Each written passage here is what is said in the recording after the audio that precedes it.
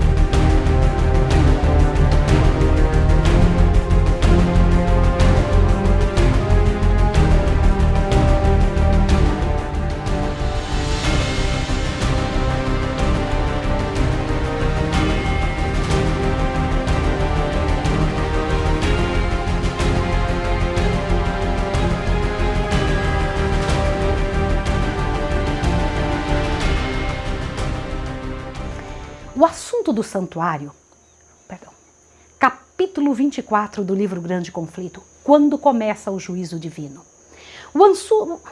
O assunto do santuário foi a chave que desvendou o mistério do desapontamento de 1844.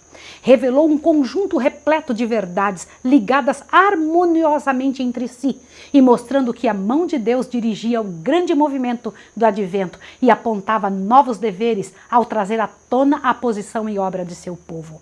Como os discípulos de Jesus, depois da terrível noite de sua angústia e desapontamento, alegraram-se muito ao verem o Senhor. Assim se regozijaram então os que pela fé haviam aguardado o segundo advento. Esperavam que ele aparecesse em glória para dar a recompensa aos seus servos. Vendo frustradas suas esperanças, perderam de vista Jesus e, como Maria, junto ao sepulcro, exclamaram: levaram meu Senhor e não sei onde o puseram.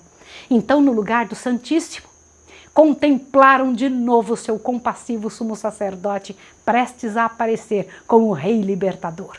A luz proveniente do santuário iluminou o passado, o presente e o futuro. Souberam que Deus os havia guiado por sua providência infalível.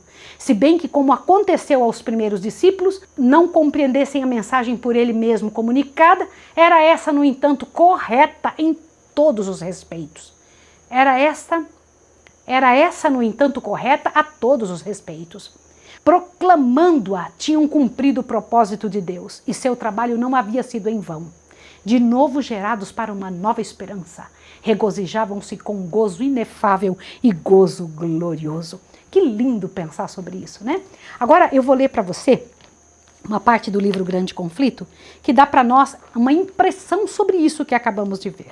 Tanto a profecia de Daniel 8,14, até 2.300 tardes e manhãs, e o santuário será purificado, como a mensagem do primeiro anjo, temei a Deus e dai-lhe glória, porque é vinda a hora do seu juízo, indicavam o ministério de Cristo no lugar santíssimo, o juízo investigativo e não a vinda de Cristo para resgatar seu povo e destruir os ímpios.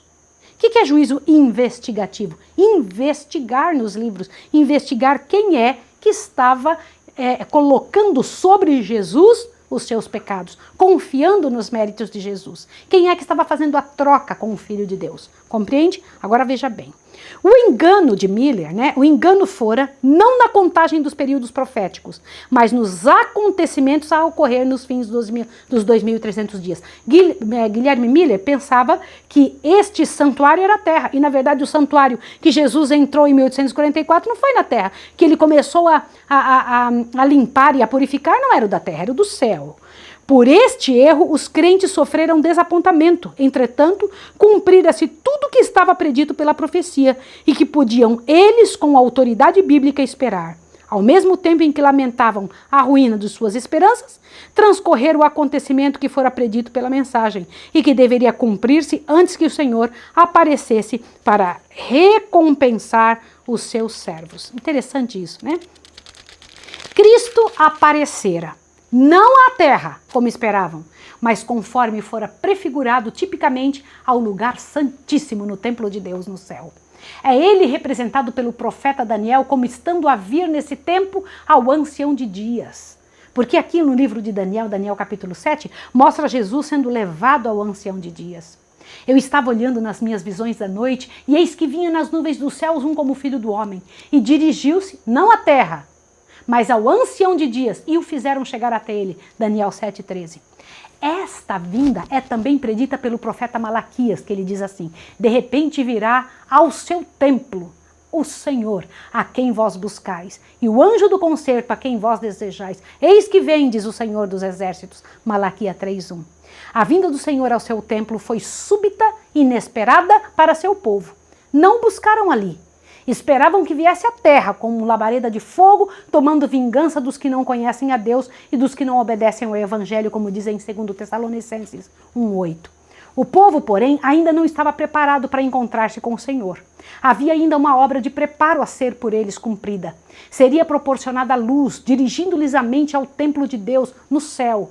E ao seguirem eles pela fé o sumo sacerdote em seu ministério ali, nossos deveres seriam revelados nessa terra.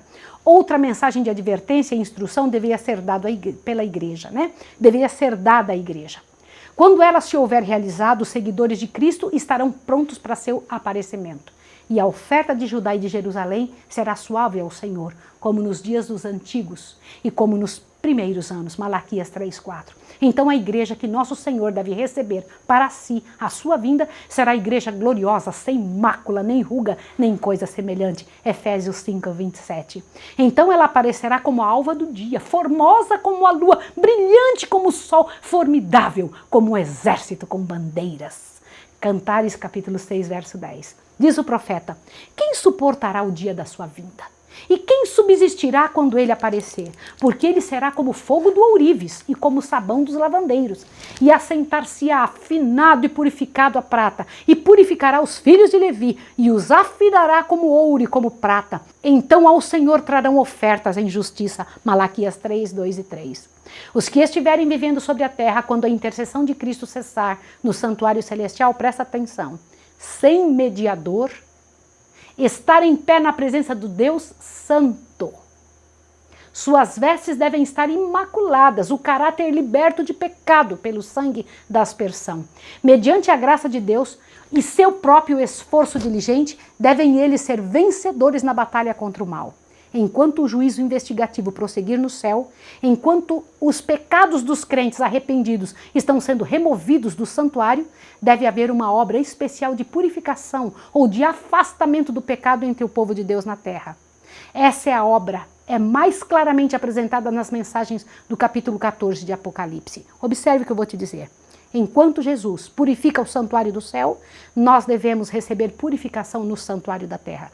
Nós somos o santuário do Deus vivo. Lembra o Senhor Jesus quando diz, o Deus eterno diz, vós sois o templo de Deus, não sois de vós mesmos.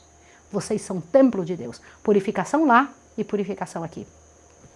Além da vinda do Senhor a seu templo, Malaquias também prediz o segundo advento, sua vinda para a execução do juízo nessas palavras. Enxergar-me-ei a vós para juízo. Serei uma testemunha veloz contra os feiticeiros, contra os adúlteros e contra os que juram falsamente, contra os que defraudam o jornaleiro, contra os que pervertem o direito da viúva, do órfão, do estrangeiro. E não me temem, diz o Senhor dos Exércitos. Malaquias 3:5. A mesma cena se refere a Judas quando diz, eis que é vindo o Senhor com milhares de seus santos para fazer juízo contra todos e condenar dentre eles todos os ímpios por todas as suas obras de impiedade. Judas 14:15. Essa vinda e a vinda do Senhor ao seu templo são acontecimentos distintos e separados. A vinda de Cristo ao lugar santíssimo, como o nosso sumo sacerdote, para a purificação do santuário. Aqui se faz referência em Daniel 8,14. A vinda do Filho do Homem ao Ancião de Dias, conforme se acha apresentada em Daniel 7,13, e a vinda do Senhor ao seu templo, predita por Malaquias, são descrição do mesmo acontecimento. E isso é também representada pela vinda do esposo ao casamento, descrita por Cristo na parábola das 10 virgens, Mateus 25. A proclamação "Aí vem o esposo" foi feita no verão de 1844. Desenvolveram-se então as duas classes representadas pelas virgens prudentes e as loucas. Uma classe que aguardava com alegria o aparecimento do Senhor e que estivera diligentemente preparando para o encontrar, e outra classe que, influenciada pelo medo e agindo por um impulso do momento, se satisfizera com a teoria da verdade, mas estava destituída da graça de Deus. Na parábola, quando o esposo veio, as que estavam preparadas entraram com ele para as bodas. A vinda do esposo aqui referida ocorre antes das bodas. O casamento representa a recepção do reino por parte de Cristo. A Santa Cidade, a Nova Jerusalém, que é a capital, representa o reino e é chamada a esposa, a mulher do Cordeiro. Disse o anjo a João: "Vem, mostrar-te-ei a esposa, a mulher do Cordeiro." E levou-me em espírito, diz o profeta, e mostrou-me a grande cidade, a Santa Jerusalém, que de Deus descia do céu. Apocalipse 21, 9 e 10. Claramente, pois a esposa representa a Santa Cidade e as virgens que saem ao encontro do esposo são símbolos da igreja. No Apocalipse é dito que o povo de Deus são os convidados à ceia das bodas. Apocalipse 19, 9. Se são convidados, não podem ser também representados pela esposa. Cristo, conforme foi declarado pelo profeta Daniel, receberá do Ancião de Dias no céu o domínio, a honra, o reino. Receberá Nova Jerusalém, a capital de seu reino, adereçada como uma esposa ataviada para seu marido. Daniel 7,14 e Apocalipse 21, 2. Tendo recebido o reino, ele virá em glória, como Rei dos Reis, Senhor dos Senhores, para a redenção do seu povo, que deve assentar-se com Abraão, Isaque e Jacó à sua mesa em seu reino. Mateus 8, 11 e Lucas 22, 30, a fim de participar da ceia das bodas do Cordeiro. Eu vou ler para você uma parte disso. Olha só, a proclamação, olha só o que diz aqui, ó, presta atenção. A proclamação "Aí vem o esposo", feita no verão de 1844, levou milhares a esperar o imediato advento do Senhor. No tempo indicado, o esposo veio, não para a terra, como o povo esperava, mas ao Ancião de Dias, no céu, às bodas, à recepção do seu reino. As que estavam preparadas entraram com ele para as bodas e fechou-se a porta. Elas não deviam estar presentes em pessoa nas bodas, pois que estas ocorreram no céu, ao passo que elas estão na terra. Os seguidores de Cristo devem esperar o seu Senhor quando voltar das bodas, mas devem compreender o trabalho de Cristo e segui-lo pela fé ao ir perante Deus, e nesse sentido que se diz irem eles às bodas. Presta atenção. As bodas acontece enquanto Jesus está no céu, nós estamos na terra. Olha que coisa interessante. Mas nós o seguimos pela fé, junto com ele neste momento. Nós estamos de olho nele lá no lugar santíssimo. Pela fé nós estamos lá. Compreende isso? Isso é muito interessante. Avante. Na parábola, as que tinham óleo em seus vasos, né, com as lâmpadas, foram as que entraram para as bodas. Os que com conhecimento das verdades pelas Escrituras também tinham o Espírito e a graça de Deus, e que na noite de sua amarga prova esperavam pacientemente, examinando a Bíblia, a fim de obterem mais clara luz, esses viram a verdade relativa ao santuário celestial e a mudança no ministério do Salvador, e pela fé o acompanharam em sua obra naquele santuário. Todos os que, mediante o testemunho das Escrituras, aceitam as mesmas verdades, seguindo a Cristo pela fé, ao entrar ele à presença de Deus para efetuar a última obra da mediação e para, no final dela, receber o seu reino, todos esses são representados como estando a ir às bodas. A mesma figura do casamento é apresentada na parábola do capítulo 22 de Mateus, onde claramente se representa o juízo de investigação como ocorrendo antes das bodas. Previamente às bodas, vem o rei para ver os convidados, Mateus 22, 11, a fim de verificar se todos têm trajes nupciais, vestes imaculadas do caráter, lavadas e embranquecidas no sangue do Cordeiro. O que é encontrado em falta é lançado fora, mas todos os que, sendo examinados, se verificarem terem vestes nupciais, são aceitos por Deus e considerados dignos de participar de seu reino e assentar-se em seu trono. Esta obra de exame de caráter, para determinar quem está preparado para o reino de Deus, é a obra do juízo de investigação, obra final do santuário no céu. Quando a obra de investigação se encerrar, examinados e decididos os casos dos que em todos os séculos professaram ser seguidores de Cristo, então e somente então se encerrará o tempo de graça, fechando-se assim a porta da misericórdia. Assim, esta breve sentença, as que estavam preparadas entraram com ele para as bodas e fechou-se a porta, nos conduz através do ministério final do Salvador ao tempo em que se completará a grande obra da salvação do homem. No cerimonial do santuário terrestre, que conforme vimos na lição passada, é uma figura do serviço do santuário celestial, quando o sumo sacerdote, no dia da expiação, entrava no lugar santíssimo, cessava o ministério do primeiro compartimento. Deus ordenara, e nenhum homem entrará na tenda da congregação quando ele entrar a fazer propiciação no santuário até que ele saia, Levítico 16, 17. Assim, quando Cristo entrou no lugar santíssimo para efetuar a obra final da expiação, terminou seu ministério no primeiro compartimento. Mas quando o ministério do primeiro compartimento terminou, iniciou-se do segundo compartimento. Quando no cerimonial típico o sumo sacerdote deixava o lugar santo, no dia da expiação, entrava perante Deus para apresentar o sangue da oferta pelo pecado, em favor de todos os israelitas que verdadeiramente se arrependiam de suas transgressões. Assim, Cristo apenas completara uma parte de sua obra como nosso intercessor para iniciar outra e ainda pleiteia com seu sangue perante o Pai em favor dos pecadores. Esse assunto não foi entendido pelos adventistas em 1844. Depois de passado o tempo em que era esperado o nosso Salvador, acreditavam estes ainda estar próximo à sua vinda. Mantinham a opinião de haverem chegado a uma crise importante e de que cessara a obra de Cristo como intercessor de homens perante Deus. Parecia-lhes ser ensinado na Escritura Sagrada que o tempo de graça do homem terminara em pouco tempo antes da segunda vinda do Senhor nas nuvens dos céus. Isso parecia evidenciar-se das passagens que indicam o tempo em que os homens hão de procurar, bater e clamar à porta da graça, mas essa não se abrirá. E surgiu entre eles a questão de saber se a data que se haviam guardado a vinda de Cristo não marcaria porventura o começo desse período, que deveria preceder imediatamente a sua vinda.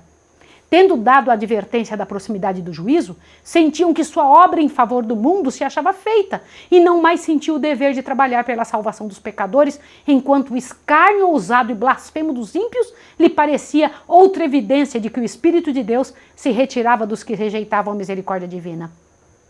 Tudo isso os confirmava na crença de que o tempo da graça findara, ou como eles então o exprimiam, a porta da graça se fechara. Vou ler mais um pedaço do grande conflito aqui para você entender. Presta atenção agora.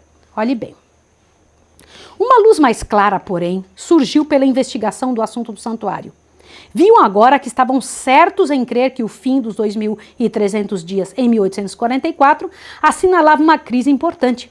Mas embora fosse verdade que se achasse fechada a porta da esperança, e graça pela qual os homens durante 1.800 anos encontraram acesso a Deus, outra porta se abrira, e oferecia-se perdão pelos pecados aos homens, mediante a intercessão de Cristo no lugar santíssimo. Encerrara-se uma parte de seu ministério apenas para dar lugar a outra.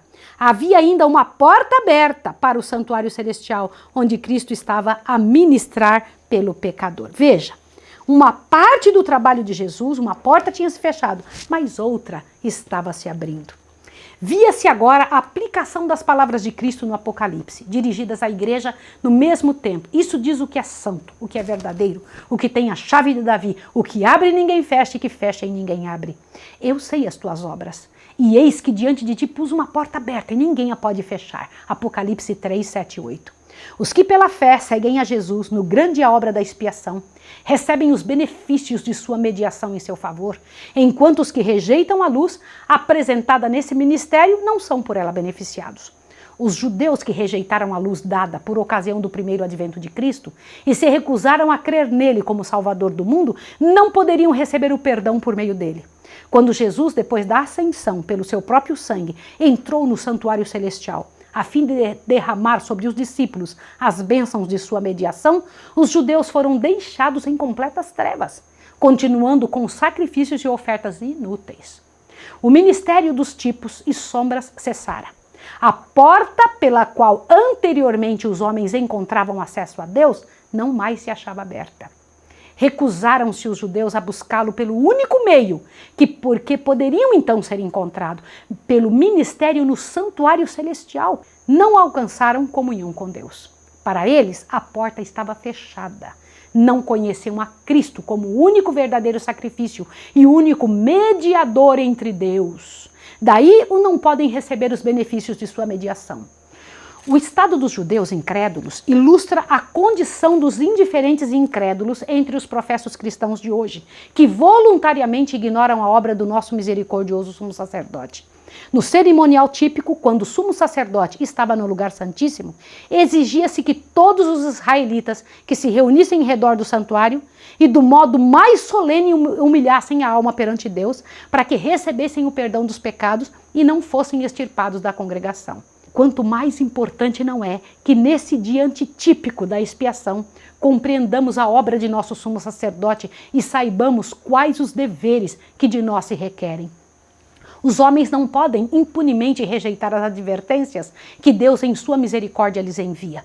No tempo de Noé, uma mensagem do céu foi endereçada ao mundo e a salvação do povo dependia da maneira como recebessem. Rejeitada a advertência, o Espírito de Deus foi retirado da raça pecadora e pereceram nas águas do dilúvio. Nos dias de Abraão, a misericórdia cessou de contender com os culpados habitantes de Sodoma. Lembra disso? E todos, com exceção de Ló e a esposa e as 2 filhas, foram consumidos pelo fogo enviado do céu. Assim foi nos dias de Cristo.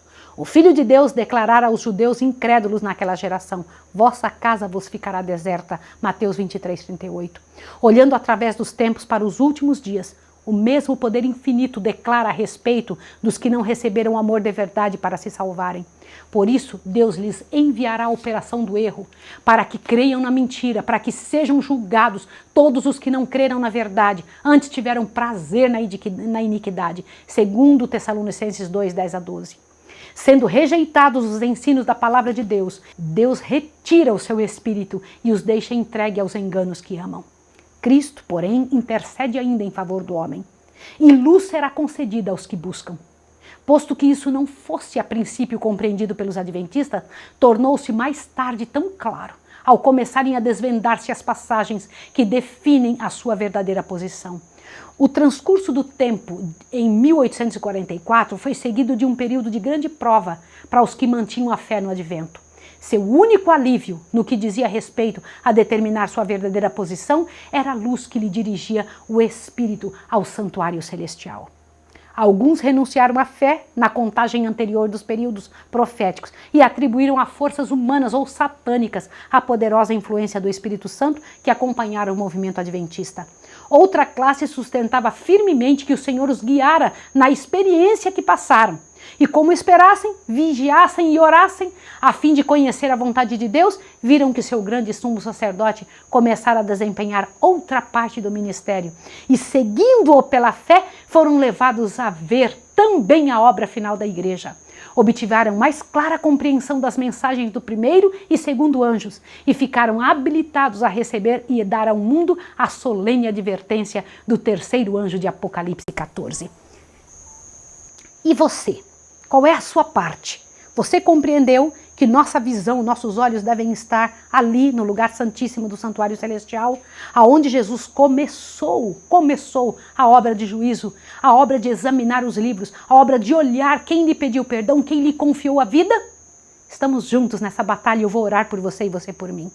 Não falte, porque amanhã vamos entender sobre a imutável lei de Deus. Vou orar com você. Santo Deus e amado Pai, louvado seja o teu nome. Eu envio pela fé essa oração para o lugar santíssimo do santuário celestial onde Jesus, nosso Redentor, está por nós.